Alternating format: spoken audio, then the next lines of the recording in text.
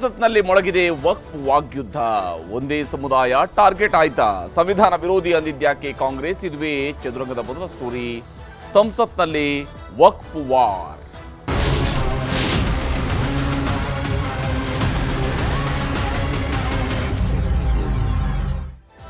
ಕೇಂದ್ರ ಸರ್ಕಾರ ಬಹುನಿರೀಕ್ಷಿತ ವಕ್ಫ್ ತಿದ್ದುಪಡಿ ಮಸೂದೆಯನ್ನ ಕಡೆಗೂ ಮಂಡನೆ ಮಾಡಿದೆ. ಈ ಹಿಂದೆನೇ ವಕ್ಫ್ ತಿದ್ದುಪಡಿ ಮಸೂದೆಯನ್ನ 2024 ಆಗಸ್ಟ್ ತಿಂಗಳಿನಲ್ಲಿ ಕಿರಣ್ ರಿಜಿಜು ಅವರು ಸಂಸತ್ನಲ್ಲಿ ಅದನ್ನ ಮಂಡನೆ ಮಾಡಿದ್ರು, ಕರಡು ಪ್ರತಿಯನ್ನು ಮಂಡನೆ ಮಾಡಿದ್ರು. ಆದರೆ ಅದಾದ ನಂತರ ಆ ಬಿಲ್ನ ಮೇಲೆ ವಿಸ್ತೃತವಾದಂತಹ ಚರ್ಚೆಗಳು ನಡೆದಿದ್ದಾವೆ. ಅಂದರೆ ಅದರಲ್ಲಿ ಅಮೆಂಡ್ಮೆಂಟ್ಸ್ಗಳು ಆಗಬೇಕು, ಅದರಲ್ಲಿ ತಿದ್ದುಪಡಿಗಳು ಆಗಬೇಕು ಅನ್ನೋಂಥ ಕಾರಣಕ್ಕಾಗಿ JPCಗೆ ಅದನ್ನು ಒಪ್ಪಿಸಲಾಗಿತ್ತು. ಜಂಟಿ ಸಂಸತ್ ಸಮಿತಿಗೆ ಅದನ್ನು ಒಪ್ಪಿಸಲಾಯಿತು. ಜಂಟಿ ಸಂಸದೀಯ ಸಮಿತಿ ಅದರ ಬಗ್ಗೆ ಅಧ್ಯಯನ ನಡೆಸಿದೆ. ಅಧ್ಯಯನ ನಡೆಸಿದ ನಂತರ ಅದು ಒಂದು ವರದಿಯನ್ನು ಕೊಡ್ತು. ಅದರ ಆಧಾರದ ಮೇಲೆ ಈಗಾಗಲೇ ಕೇಂದ್ರ ಸರ್ಕಾರ ರಚನೆ ಮಾಡಿರ್ತಕ್ಕಂತಹ ಮಸೂದೆ, ಇದನ್ನು ವಕ್ಫ್ ಮಸೂದೆಯ ಬದಲಿಗೆ ಅದನ್ನು ಹೊಸದಾಗಿ ಉಮೀದ್ ಅನ್ನುವಂಥದ್ರ ಮೂಲಕವಾಗಿ ಅದನ್ನು ಕರೆಯಲಾಗಿದೆ. ಈ ಉಮೀದ್ ಮಸೂದೆಯನ್ನ ಇವತ್ತು ಮಂಡನೆ ಮಾಡಿದೆ ಕೇಂದ್ರ ಸರ್ಕಾರ. ಕೇಂದ್ರ ಸರ್ಕಾರ ಅತ್ಯಂತ ಪ್ರತಿಷ್ಠೆಯ ವಕ್ಫ್ ಬಿಲ್ ಅನ್ನ ಇವತ್ತು ಸಂಸತ್ನಲ್ಲಿ ಮಂಡನೆ ಮಾಡಿರುವಂಥದ್ದು. ವಕ್ಫ್ ಬಿಲ್ನ ಒಳಿತು ಕೆಡುಕುಗಳ ಬಗ್ಗೆ ರೋಷಾವೇಶದ ಚರ್ಚೆಯೂ ಕೂಡ ಇವತ್ತು ಸದನದಲ್ಲಿ ನಡೆದಿದೆ. ವಕ್ಫ್ ಯಾಕೆ ಅತ್ಯಗತ್ಯವಾಗಿತ್ತು? ಹೇಗೆ ಕಾಂಗ್ರೆಸ್ ಮುಸಲ್ಮಾನರ ಓಲೈಕೆ ಮಾಡ್ತಾ ಇತ್ತು? ಯಾವ ಕಾರಣಕ್ಕಾಗಿ ಈ ತುಷ್ಟೀಕರಣವನ್ನ ದೂರ ಮಾಡುವಂತಹ ನಿಟ್ಟಿನಲ್ಲಿ, ಸಮಾನತೆಯನ್ನು ತರುವ ನಿಟ್ಟಿನಲ್ಲಿ ಈ ವಕ್ಫ್ ತಿದ್ದುಪಡಿ ತಂದಿದ್ದೀವಿ ಅನ್ನೋದನ್ನ ಬಿಜೆಪಿ ಹೇಳ್ಕೊಂಡ್ರೆ, ಇದು ಒಗ್ಗೂಡಿಸುವ ಬಿಲ್ ಅನ್ನುವಂತಹದ್ದನ್ನ ಬಿಜೆಪಿ ಪ್ರತಿಪಾದಿಸ್ತಾ ಇದ್ರೆ, ಇಲ್ಲ ಇದು ಒಡೆಯುವ ಹುನ್ನಾರದ ಬಿಲ್ ಅನ್ನುವಂಥದ್ದನ್ನ ಕಾಂಗ್ರೆಸ್ ಹೇಳ್ತಾ ಬಂದಿದೆ. ಕಾಂಗ್ರೆಸ್ ಹಂತ ಹಂತವಾಗಿ ಖಂಡವಾಗಿ ಪ್ರತಿಯೊಂದು ಕಾಯ್ದೆಯ ಅಂಶಗಳನ್ನು ಉಲ್ಲೇಖ ಮಾಡಿ ಇದನ್ನ ಪ್ರತಿರೋಧವನ್ನ ಮಾಡಿದೆ. ಈ ಮಸೂದೆ ಯಾಕೆ ಇದು ಒಂದು ಕೋಮಿನ ವಿರೋಧಿಯಾಗಿದೆ ಅನ್ನುವಂಥನ್ನು ಕೂಡ ಪ್ರತಿಪಾದನೆ ಮಾಡಿದೆ. ಹಾಗಾದ್ರೆ ತಿದ್ದುಪಡಿ ಬಿಲ್ ಅನ್ನ ತಂದಿರೋದು ಯಾಕೆ? ಯಾವ ಕಾರಣಕ್ಕೆ ತಿದ್ದುಪಡಿಯನ್ನ ತರಲಾಯಿತು? ಏನು ಉದ್ದೇಶ ಕೇಂದ್ರ ಸರ್ಕಾರದ್ದು? ಕೇಂದ್ರ ಸರ್ಕಾರ ಮಾಡ್ತಾ ಇರುವಂಥ ಕ್ಲೇಮ್ ಎಂಥದ್ದು ಅದನ್ನು ನಿಮಗೆ ಹೇಳ್ತೀನಿ. ಇದು ವಕ್ಫ್ ಅನ್ನುವಂಥದ್ದು ಸುಧಾರಣೆಯ ಅಗತ್ಯತೆ ಇತ್ತು ವಕ್ಫ್ ಬಿಲ್ಗೆ ಅನ್ನುವಂಥದ್ದನ್ನ ಕೇಂದ್ರ ಸರ್ಕಾರ ಪ್ರತಿಪಾದನೆ ಮಾಡ್ತಾ ಇತ್ತು. ಯಾಕೆ ಹಾಗಾದರೆ ಈ ಸುಧಾರಣೆ, ಈ ತಿದ್ದುಪಡಿ ಅನ್ನುವಂಥ ನೋಡ್ತಾ ಹೋದಾಗ, ಅನ್ಯ ಆಸ್ತಿಗಳ ಮೇಲೆ ವಕ್ಫ್ ಹಕ್ಕನ್ನು ಸಾಧಿಸ್ತಾ ಇತ್ತು. ಬೇರೆ ಬೇರೆ ಪ್ರಕರಣಗಳಲ್ಲಿ ಅನ್ಯರ ಆಸ್ತಿಯ ಮೇಲೆ ಹಕ್ಕು ಪ್ರತಿಪಾದಿಸುವಂತಹ ಕೆಲಸವನ್ನ ವಕ್ಫ್ ಬೋರ್ಡ್ನವರು ಮಾಡ್ತಾ ಇದ್ರು ಅನ್ನೋದನ್ನ ಕೇಂದ್ರ ಸರ್ಕಾರ ಪ್ರತಿಪಾದಿಸಿದೆ. ಕೃಷಿ ಭೂಮಿ, ಚರ್ಚು, ಮಿಲಿಟರಿ ಆಸ್ತಿಗಳು, ಸರ್ಕಾರಿ ಆಸ್ತಿಗಳು, ಈವನ್ ಇವತ್ತು ಕಿರಣ್ ರಿಜಿಜು ಅವರು ಹೇಳಿರೋ ಪ್ರಕಾರ ಸಂಸತ್ ಭವನದ ಜಮೀನನ್ನು ಕೂಡ ವಕ್ಫ್ ತನ್ನದು ಅಂತೇಳಿ ಕ್ಲೇಮ್ ಮಾಡ್ಕೊಳ್ತಾ ಇತ್ತು. ಈ ರೀತಿಯಾಗಿ ಇದೆಲ್ಲವನ್ನು ಕೂಡ ನಾಳೆ ದಿವಸ ವಕ್ಫ್ ಬೋರ್ಡ್ಗೆ ಹೋಗುವಂಥ ಸಾಧ್ಯತೆ ಇತ್ತು. ಇವತ್ತು ಸಂಸತ್ ಭವನವನ್ನು ಉಳಿಸೋದಕ್ಕೂ ಕೂಡ ಇಂಥದ್ದೊಂದು ಮಸೂದೆ ಅಗತ್ಯ ಇತ್ತು ಅನ್ನೋದನ್ನು ಬಿಜೆಪಿ ಪ್ರತಿಪಾದಿಸಿದೆ, ಕೇಂದ್ರ ಸರ್ಕಾರ ಪ್ರತಿಪಾದಿಸಿದೆ. ವಿವಾದ ಇದ್ರೆ ವಕ್ಫ್ ಬೋರ್ಡ್ಗಳಿಗಷ್ಟೇ ಅರ್ಜಿ ಸಲ್ಲಿಸಬೇಕಾಗಿತ್ತು ಅನ್ನುವಂಥದ್ದು ಬಿಜೆಪಿ ಮಂಡಿಸ್ತಾ ಇರುವಂತಹ ವಾದ, ಕೇಂದ್ರ ಸರ್ಕಾರ ಮಂಡಿಸ್ತಾ ಇರುವಂತಹ ವಾದ.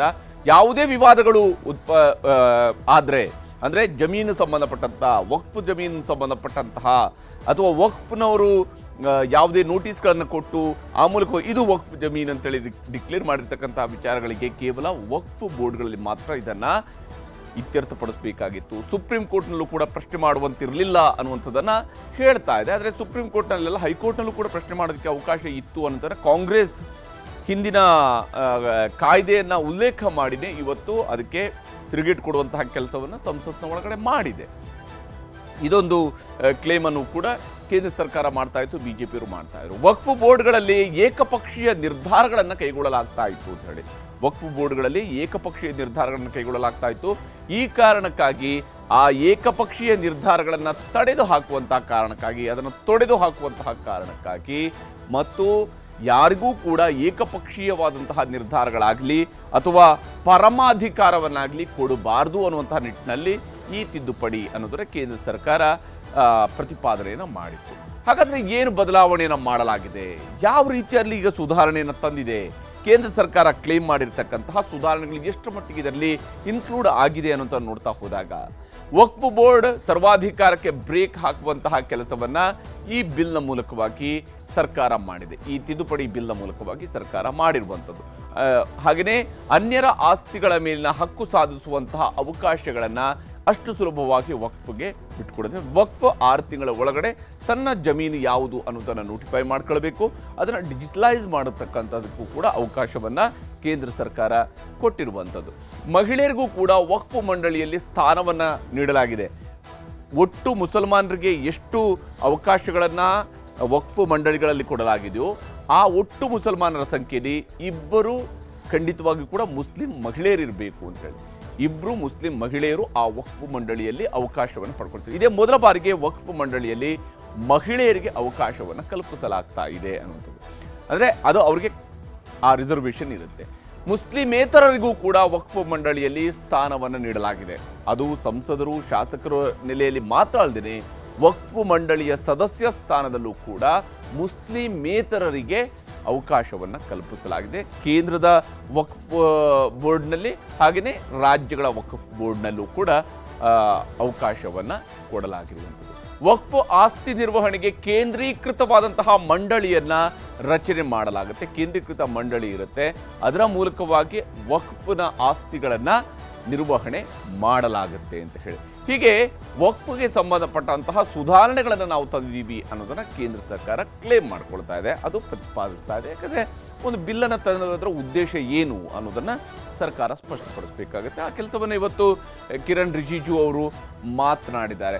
ಇವತ್ತು ಕಿರಣ್ ರಿಜಿಜು ಅವರು ಈ ಒಂದು ವಕ್ಫ್ ಬಿಲ್ಲನ್ನು ತಿದ್ದುಪಡಿ ಮಸೂದೆಯನ್ನು ಮಂಡನೆ ಮಾಡಿದ ನಂತರ ಪ್ರತಿಪಾದನೆಯನ್ನು ಮಾಡಿರ್ತಕ್ಕಂಥ ಅಂಶಗಳನ್ನು ನಿಮಗೆ ತೋರಿಸ್ತಾ ಹೋಗ್ತೀನಿ. ಬಹಳ ಮುಖ್ಯವಾಗಿ ವಕ್ಫ್ ಬೋರ್ಡ್ ಹಳೆ ಮಸೂದೆಯನ್ನು ನಾವು ರದ್ದುಗೊಳಿಸಿದ್ದೀವಿ. ಹಳೆಯ ಕಾಯ್ದೆಯನ್ನು ನಾವು ಇಲ್ಲಿ ರದ್ದುಗೊಳಿಸಿದ್ದೀವಿ ಸಂಪೂರ್ಣವಾಗಿ. ಆ ಹಳೆಯ ಕಾಯ್ದೆಯ ಬದಲಿಗೆ ನಾವು ಹೊಸ ಕಾಯ್ದೆಯನ್ನು ವಕ್ಫ್ ಬೋರ್ಡ್ ಮಸೂದೆಗೆ ಹೊಸ ರೂಪವನ್ನು ನಾವು ನೀಡಿದ್ದೀವಿ ಅಂತ. ವಕ್ಫ್ ಬೋರ್ಡ್ನ ಕಾಯ್ದೆಗೆ ಹೊಸ ರೂಪವನ್ನು ನೀಡಿದ್ದೀವಿ.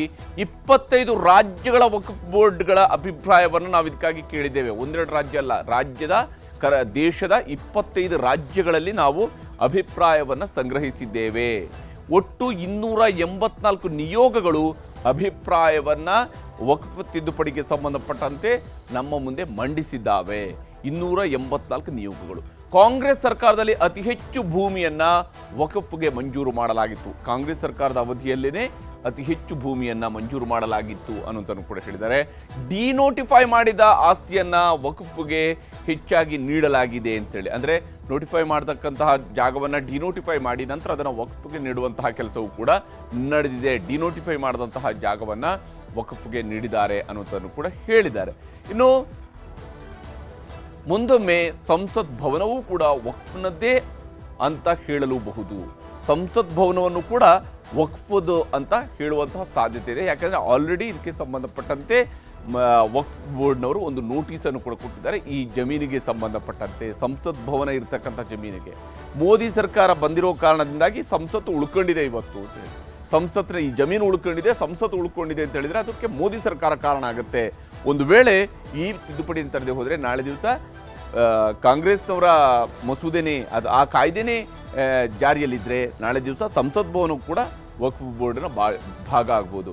ಇನ್ನು ಈ ವಕ್ಫ್ ಬೋರ್ಡ್ನಲ್ಲಿ ಕೇವಲ ಒಂದು ಸಮುದಾಯದವರು ಮಾತ್ರ ಅಲ್ಲ, ಮುಸ್ಲಿಂನ ಉಳಿದ ಯಾವ್ಯಾವ ಸಮುದಾಯಗಳಿದ್ದಾವೆ ಮುಸಲ್ಮಾನರಲ್ಲಿರುವಂತಹ ಶಿಯಾ, ಸುನ್ನಿ, ಬೋಹ್ರಾ ಜನರು ಕೂಡ ಇರ್ತಾರೆ. ಹಾಗಾಗಿ ಮುಸ್ಲಿಮರ ಎಲ್ರಿಗೂ ಕೂಡ ಪ್ರಾತಿನಿಧ್ಯ ಸಿಗುತ್ತೆ ಅನ್ನುವಂಥ ಅಂಶವನ್ನು ಹೇಳಿದ್ದಾರೆ. 4 ಮುಸ್ಲಿಮರು, 2 ಮಹಿಳೆಯರು, ಅಂದರೆ ಅವರಿಬ್ಬರು ಕೂಡ ಮುಸ್ಲಿಂ ಮಹಿಳೆಯರಾಗ್ತಾರೆ. ಒಟ್ಟು 6 ಮಂದಿ. ಹಾಗೆ ಒಬ್ಬರು ಅಧ್ಯಕ್ಷರು ಕೂಡ ಇರ್ತಾರೆ. ಹಾಗೆಯೇ ಶಾಸಕರು, MP ಸೇರಿದಂತೆ ಒಟ್ಟು 22 ಮಂದಿ ಈ ವಕ್ಫ್ ಬೋರ್ಡ್ನಲ್ಲಿ ಇರ್ತಾರೆ. ಸೆಂಟ್ರಲ್ ವಕ್ಫ್ ಬೋರ್ಡ್ನಲ್ಲಿ ಇರ್ತಾರೆ, ರಾಜ್ಯದ ವಕ್ಫ್ ಬೋರ್ಡ್ನಲ್ಲೂ ಕೂಡ ಇರ್ತಾರೆ ಅಂತೇಳಿ. ಕೇಂದ್ರ ಸಮಿತಿಯಲ್ಲಿ 3 ಸಂಸದರು, ರಾಜ್ಯ ಸಮಿತಿಯಲ್ಲಿ ಓರ್ವ ಸಂಸದರಿರ್ತಾರೆ. ಕೇಂದ್ರ ಸಮಿತಿಯಲ್ಲಿ ಶಾಸಕರು ಇರೋದಿಲ್ಲ, ಅಲ್ಲಿ 3 ಸಂಸದರಿರ್ತಾರೆ. ರಾಜ್ಯ ಸಮಿತಿಯಲ್ಲಿ ಓರ್ವ ಸಂಸದ ಇರ್ತಾರೆ, ಹಾಗೆಯೇ ಓರ್ವ ಶಾಸಕ ಕೂಡ ಇರ್ತಾರೆ. ಹೀಗೆ ಶಾಸಕರು, ಸಂಸದರು ಇವರೆಲ್ಲರೂ ಕೂಡ ಒಳಗೊಂಡಿರ್ತಕ್ಕಂತಹ ಒಂದು ವಕ್ಫ್ ಬೋರ್ಡ್ ಇದಾಗಿರುತ್ತೆ ಅಂತ ಹೇಳಿ. ಹಾಗೆಯೇ ಸರ್ಕಾರ ಈ ಒಂದು ತಿದ್ದುಪಡಿಯನ್ನು ಸಮರ್ಥನೆ ಕೂಡ ಮಾಡ್ಕೊಂಡಿದೆ. ವಕ್ಫ್ ಬಿಲ್ ವಿಚಾರದಲ್ಲಿ ಕಿರಣ್ ರಿಜಿಜು ಅವರು ಸಮರ್ಥನೆಯನ್ನು ಮಾಡ್ಕೊಂಡಿದ್ದು ಯಾವುದೇ ಧರ್ಮಕ್ಕೆ ಸಂಬಂಧಪಟ್ಟಿದ್ದಲ್ಲ. ಇದು ಮುಸ್ಲಿಂ ವಿಚಾರಗಳಿಗೆ ಮಾತ್ರ ಸಂಬಂಧಪಟ್ಟದಲ್ಲ ಅಥವಾ ಇಸ್ಲಾಂ ಧರ್ಮಕ್ಕೆ ಸಂಬಂಧಪಟ್ಟದಲ್ಲ. ಇದು ಆಸ್ತಿಗೆ ಸಂಬಂಧಪಟ್ಟಿರುವಂಥದ್ದು. ಇಸ್ಲಾಂನ ವಿಚಾರಕ್ಕೆ ಸಂಬಂಧಪಟ್ಟಿದ್ದು ಅಲ್ಲ ಅಥವಾ ಮುಸಲ್ಮಾನರಿಗೆ ಸಂಬಂಧಪಟ್ಟಿದ್ದಲ್ಲ, ಇದು ಆಸ್ತಿಯ ನಿರ್ವಹಣೆಗೆ ಇರುವಂಥದ್ದು ವಕ್ಫ್ ಬೋರ್ಡ್ ಅಂತೇಳಿ. ವಕ್ಫ್ ತಿದ್ದುಪಡಿ ಬಿಲ್ನಿಂದ ಬಡ ಮುಸ್ಲಿಮರಿಗೆ ಸಹಾಯ ಆಗುತ್ತೆ ಅನ್ನುವಂತಹ ಪ್ರತಿಪಾದನೆಯನ್ನು ಹೇಳಿದ್ದಾರೆ. 70 ವರ್ಷಗಳಿಂದ ನೀವು ಮುಸಲ್ಮಾನರನ್ನ ದಾರಿ ತಪ್ಪಿಸ್ತಾ ಇದ್ದೀರಾ ಅನ್ನುವಂತಹ ಮಾತನ್ನು ಕೂಡ ಇಲ್ಲಿ ಕಿರಣ್ ರಿಜಿಜು ಅವರು ಹೇಳಿದ್ದಾರೆ. ಇನ್ನೆಷ್ಟು ವರ್ಷ ಮುಸ್ಲಿಮರನ್ನು ನೀವು ದಾರಿ ತಪ್ಪಿಸಿಕೊಂಡು ಇರ್ತೀರಿ ಅನ್ನುವಂತಹ ಪ್ರಶ್ನೆಯನ್ನು ಕೂಡ ಕೇಳಿದ್ದಾರೆ. ಈ ಮೂಲಕವಾಗಿ ಕಾಂಗ್ರೆಸ್ನ ಮೇಲೆ ವಾಗ್ದಾಳಿಯನ್ನು ನಡೆಸಿದ್ದಾರೆ. ವಕ್ಫ್ ಬೋರ್ಡ್ ಬಗ್ಗೆ 30,000 ಕೇಸ್ಗಳು ಬಾಕಿ ಇದ್ದಾವೆ. ಯಾಕೆಂದರೆ ಅವರ ಪರಮಾಧಿಕಾರವು ಕೂಡ ಕೊಟ್ಟು ಅದರಿಂದಾಗಿ ನಾನಾ ಸ್ವರೂಪದಲ್ಲಿ ಕೇಸ್ಗಳು ಇವತ್ತು ಪೆಂಡಿಂಗ್ ಇದ್ದಾವೆ. ಸುಮಾರು 30,000 ಕೇಸ್ಗಳು ಬಾಕಿ ಇದ್ದಾವೆ ಅನ್ನುವಂಥದ್ದನ್ನು ವಕ್ಫ್ ಬೋರ್ಡ್ನ ಮುಂದೆ ಇರ್ತಕ್ಕಂಥ ಕೇಸ್ಗಳ ವಿಚಾರವನ್ನು ಕೂಡ ಹೇಳಿದ್ದಾರೆ. ಇನ್ನು ವಕ್ಫ್ ಆಸ್ತಿಯನ್ನು ಬಳಸಿಕೊಂಡ್ರೆ ದೇಶ ಅಭಿವೃದ್ಧಿಯಾಗಲಿದೆ. ಅಂದರೆ ವಕ್ಫ್ ಆಸ್ತಿಯನ್ನು ಎಲ್ಲೆಲ್ಲಿ ಸರ್ಕಾರದ ಬಳಕೆ ಮಾಡ್ಕೊಳ್ಳೋದಕ್ಕೆ ಅವಕಾಶಗಳಿದಾವೋ ಅಲ್ಲಿ ಬಳಕೆ ಮಾಡ್ಕೊಂಡ್ರೆ ಅದು ದೇಶದ ಅಭಿವೃದ್ಧಿಗೆ ಸಹಾಯಕವಾಗುತ್ತೆ ವಕ್ಫ್ ಆಸ್ತಿ ಅನ್ನೋದನ್ನು ಹೇಳಿದ್ದಾರೆ. ಮುಸ್ಲಿಮರ ಜೊತೆ ದೇಶವೂ ಕೂಡ ಅಭಿವೃದ್ಧಿ ಆಗಲಿದೆ ಅನ್ನುವಂತಹ ಒಂದು ಅಂಶವನ್ನು ಇಲ್ಲಿ ಕಿರಣ್ ರಿಜಿಜು ಅವರು ಹೇಳಿದರೆ, ಇದು ಮುಸ್ಲಿಮರಿಗೆ ಮಾತ್ರ ಅಲ್ಲ, ಇಡೀ ದೇಶ. ಮುಸಲ್ಮಾನರ ಅಭಿವೃದ್ಧಿ ಆದರೂ ಅಂದರೆ ದೇಶದ ಅಭಿವೃದ್ಧಿ ಆಗುತ್ತೆ. ಹೀಗಾಗಿ ದೇಶದ ಅಭಿವೃದ್ಧಿ ಜೊತೆಗೆ ಮುಸಲ್ಮಾನರ ಅಭಿವೃದ್ಧಿ ಕೂಡ ಆಗುತ್ತೆ, ಮುಸಲ್ಮಾನರ ಜೊತೆಗೆ ದೇಶದ ಅಭಿವೃದ್ಧಿ ಕೂಡ ಆಗುತ್ತೆ ಅಂತೇಳಿ ಭೂ ವ್ಯಾಜ್ಯಗಳ ಇತ್ಯರ್ಥಕ್ಕಾಗಿ ನ್ಯಾಯಾಧೀಕರಣದ ರಚನೆಯನ್ನು ಮಾಡಲಾಗುತ್ತೆ. ಭೂ ನ್ಯಾಯಗಳ ಇತ್ಯರ್ಥಕ್ಕೆ ನ್ಯಾಯಾಧೀಕರಣದ ರಚನೆಯನ್ನು ಮಾಡಲಾಗುತ್ತೆ ಅನ್ನುವಂಥ ಅಂಶವನ್ನು ಕೂಡ ಇಲ್ಲಿ ಕಿರಣ್ ರಿಜಿಜು ಅವರು ಉಲ್ಲೇಖ ಮಾಡಿದ್ದಾರೆ. ಬಹಳ ಸುದೀರ್ಘವಾಗಿ ಇವತ್ತು ಸದನದಲ್ಲಿ ಸಂಸತ್ನಲ್ಲಿ ಲೋಕಸಭೆಯಲ್ಲಿ ಮಾತನಾಡಿರ್ತಕ್ಕಂಥ ಕಿರಣ್ ರಿಜಿಜು ಏನೆಲ್ಲ ಪ್ರಸ್ತಾಪಿಸಿದ್ರು ಅನ್ನೋದು ನಿಮಗೆ ತೋರಿಸ್ತೀನಿ. 1970 से एक केस चल रहा था दिल्ली के अंदर में हमारा सीजो कॉम्प्लेक्स है, पार्लियामेंट बिल्डिंग है, कई प्रॉपर्टीज है और इसको वक्फ बोर्ड, दिल्ली वक्फ बोर्ड ने क्लेम किया कि ये वक्फ प्रॉपर्टीज है. उसके बाद ये केस चल रहा था अदालत में. उस समय यूपीए सरकार ने पूरा सारा जमीन को डी नोटिफाई करके वक्फ बोर्ड को दे दिया. 123 प्रॉपर्टी. अगर आज हम ये संशोधन लेके नहीं आते तो जिस सदन में हम बैठे हैं, ये पार्लियामेंट बिल्डिंग, इसको भी क्लेम किया जा रहा था. एयरपोर्ट, बसंत विहार. और अगर नरेंद्र मोदी जी का सरकार नहीं आते, अगर यूपीए का सरकार कंटिन्यू रहता तो क्या क्या बिल्डिंग को डी नोटिफाई किया जाना था. ಹೀಗೆ ತಮ್ಮ ಮಸೂದೆಯನ್ನು ಸಮರ್ಥನೆ ಮಾಡ್ಕೊಂಡಿದ್ದಾರೆ ಕಿರಣ್ ರಿಜಿಜು ನಾನಾ ಸ್ವರೂಪಗಳ ಮೂಲಕವಾಗಿ. ಹಾಗೆ ವಿರೋಧಿಸ್ತಾ ಇರುವಂತಹ ಕಾಂಗ್ರೆಸ್ನವರ ವಿರೋಧಗಳು, ಬಹಳ ಮುಖ್ಯವಾಗಿ ಗೌರವ್ ಗೊಗೊಯ್ ಅವರು ಕಾಂಗ್ರೆಸ್ನ ಕಡೆಯಿಂದ ಈ ಬಿಲ್ ಮೇಲೆ ತಮ್ಮ ಅಭಿಪ್ರಾಯವನ್ನು ವ್ಯಕ್ತಪಡಿಸಿದ್ರು, ಸದನದಲ್ಲಿ ಭಾಷಣವನ್ನು ಮಾಡಿದ್ರು. ಆ ಬಿಲ್ನ ಪ್ರತಿಯೊಂದು ಅಂಶಗಳ ಬಗ್ಗೆ ಅವರು ಚರ್ಚೆಯನ್ನು ಮಾಡಿದರು.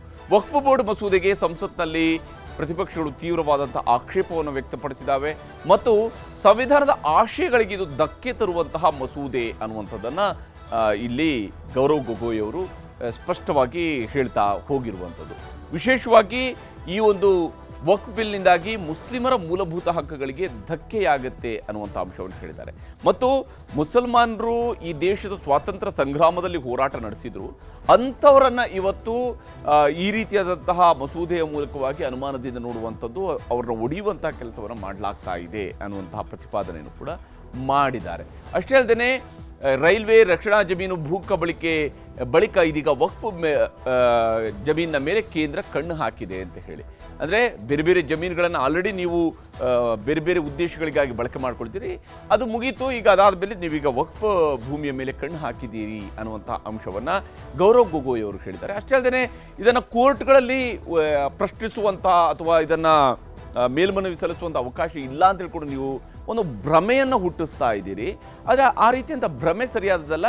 ಮೂಲ ಕಾಯ್ದೆಯಲ್ಲೂ ಕೂಡ ಅದಕ್ಕೆ ಅವಕಾಶ ಇದೆ. ಹೈಕೋರ್ಟಲ್ಲಿ ಇಂಟರ್ಫಿಯರ್ ಆಗೋದಕ್ಕೆ ಅವಕಾಶ ಇದೆ, ಹೈಕೋರ್ಟಲ್ಲಿ ಅರ್ಜಿ ಸಲ್ಲಿಸೋದಕ್ಕೆ, ಮೇಲ್ಮನವಿ ಸಲ್ಲಿಸೋದಕ್ಕೆ ಅವಕಾಶ ಇದೆ. ಕೇಂದ್ರ ಸರ್ಕಾರ ಇದರಲ್ಲಿ ತನ್ನ ಅಭಿಪ್ರಾಯವನ್ನು ಹೇಳೋದಕ್ಕೆ ಅಥವಾ ತಾನು ನೋಟಿಸನ್ನು ಕೊಡೋದಕ್ಕೆ ಅವಕಾಶಗಳಿದ್ದಾವೆ. ಅಲ್ಪಸಂಖ್ಯಾತರನ್ನು ದಂಗೆ ಏಳಿಸುವಂತಹ ಹುನ್ನಾರ ಇದು ಅನ್ನುವಂತಹ ಒಂದು ಆಪಾದನೆಯನ್ನು ಕೂಡ ಸದನದಲ್ಲಿ ಮಾಡಿದ್ರು. ದೇಶದ ಭದ್ರತೆ ಶಾಂತಿಗೆ ಭಂಗ ತರುವಂತಹ ಹುನ್ನಾರ ಇದು, ದೇಶದಲ್ಲಿ ಶಾಂತಿಯನ್ನು ಭಂಗ ಮಾಡತಕ್ಕಂಥದ್ದಕ್ಕೆ ನಡೆಸಿರುವಂಥ ಹುನ್ನಾರ ಇದು ಅನ್ನುವಂಥ ಒಂದು ಅಭಿಪ್ರಾಯವನ್ನು ವ್ಯಕ್ತಪಡಿಸಿದರು. ಇದು ಇಂದು ಮುಸ್ಲಿಂ, ಮುಂದೊಂದು ದಿನ ಮತ್ತೊಂದು ಸಮುದಾಯ ಟಾರ್ಗೆಟ್ ಆಗುವಂಥ ಸಾಧ್ಯತೆಗಳಿದ್ದಾವೆ ಅನ್ನುವಂತಹ ಮಾತುಗಳನ್ನು ಗೌರವ್ ಗೊಗೋಯ್ ಇವತ್ತು ಸದನದಲ್ಲಿ ಹೇಳಿದರು. ಪ್ರತಿಪಕ್ಷಗಳ ಒಂದೂ ವರದಿಯನ್ನು, ಒಂದೇ ಒಂದು ಸಲಹೆಯನ್ನು, ಒಂದೇ ಒಂದು ತಿದ್ದುಪಡಿಯನ್ನು JPCಯವರು ಪರಿಗಣನೆ ತೆಗೆದುಕೊಂಡಿಲ್ಲ.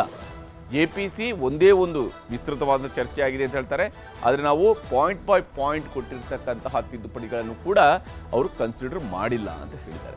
ದೇಶದ ಅಖಂಡತೆ, ಸಂವಿಧಾನದ ವಿರೋಧಿ, ಶಾಂತಿ ಭಂಗ ತರುವಂತಹ ಬಿಲ್ ಇದು ಅನ್ನುವಂತಹ ಪ್ರತಿಪಾದನೆಯನ್ನು ಗೌರವ್ ಗೊಗೋಯ್ ಅವರು ಸದನದಲ್ಲಿ ಮಾಡಿದರು. ದೇಶವನ್ನು ಒಡೆದು ಆಳಬೇಕು ಅನ್ನುವಂಥದ್ದಷ್ಟೇ BJPಯ ಗುರಿ ಅನ್ನುವಂತಹ ಒಂದು ಆಪಾದನೆಯನ್ನು ಕಾಂಗ್ರೆಸ್ನ ಕಡೆಯಿಂದ ಗೌರವ್ ಗೊಗೋಯ್ ಅವರು ಮಾಡಿದರು. ಹೀಗೆ ಗೌರವ್ ಗೊಗೋಯ್ ಕೂಡ ಸುದೀರ್ಘವಾಗಿ ಈ ಬಿಲ್ ಮೇಲಿನ ಚರ್ಚೆಯ ನಂತರ ಏನೆಲ್ಲ ಹೇಳಿದ್ರು ಅನ್ನೋದು ನಿಮಗೆ ತೋರಿಸ್ತೀನಿ. आज इस सरकार का इस बिल के द्वारा 4 इनके मूल उद्देश्य। पहला मूल उद्देश्य है कि संविधान को कमजोर करना, टू डाइल्यूट द कॉन्स्टिट्यूशन। इनका दूसरा उद्देश्य है भ्रम फैलाना, to defame the minority communities of India. इनका तीसरा उद्देश्य है to divide the Indian society. हमेशा एक हमारे बीच में एक लिटिगेशन चलता रहे, मसला और बढ़ता जाए, ये उनका उद्देश्य है। और चौथा इनका उद्देश्य डाइल्यूट, डिफेम, डिवाइड, और चौथा इनका उद्देश्य है to disenfranchise the minority communities. मतलब राज्य सरकार की अनुमति के द्वारा बोर्ड कुछ नियम बना सकते हैं, इन्होंने पूरा वो हटाना की कोशिश कर रहे, क्लॉजेस F और G ये हटाने की कोशिश कर रहे, राज्य सरकार की पावर्स या जी कम करने की कोशिश कर रहे। आप क्लॉज 43 पढ़िए, इसका सेक्शन 109 जिसमें क्लॉज 1A और क्लॉज 4 ओमिट करता है। सेक्शन 109 क्या है? सेक्शन 109 है power to make rules, the power of the state government to make rules. इसमें भी आप ये कटौती लाने की कोशिश कर रहे हैं। क्लॉज 1A, क्लॉज 1A क्या कहता है? Other particulars which the report of the survey commissioner में कंटेन अंडर क्लॉज F। इसमें स्टेट गवर्नमेंट सर्वे कमिश्नर के पक्ष में कुछ नियम बना सकता है, वो पावर आप हटा रहे हैं। Clause 4, the manner of election of members of the board by means of a single vote, आप ये हटा रहे हैं।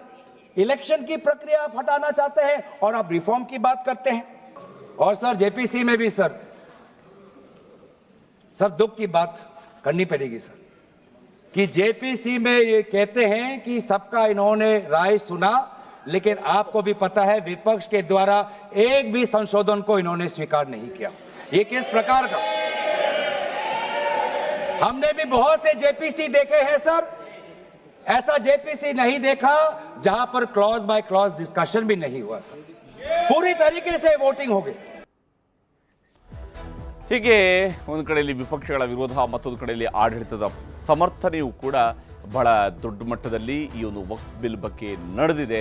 ಸಂಸತ್ನಲ್ಲಿ ಇದನ್ನು ಒಪ್ಪಿಗೆಯನ್ನು ಪಡೆದು ರಾಜ್ಯಸಭೆಯಲ್ಲೂ ಕೂಡ, ಲೋಕಸಭೆಯಲ್ಲಿ ಇದನ್ನು ಒಪ್ಪಿಗೆಯನ್ನು ಪಡೆದು ರಾಜ್ಯಸಭೆಯಲ್ಲೂ ಕೂಡ ಮಂಡನೆ ಮಾಡಿ ಅಲ್ಲಿಂದಲೂ ಕೂಡ ಒಪ್ಪಿಗೆ ಪಡೆಯುವಂತಹ ವಿಶ್ವಾಸದಲ್ಲಿ ಕೇಂದ್ರ ಸರ್ಕಾರ ಇರುವಂಥದ್ದು.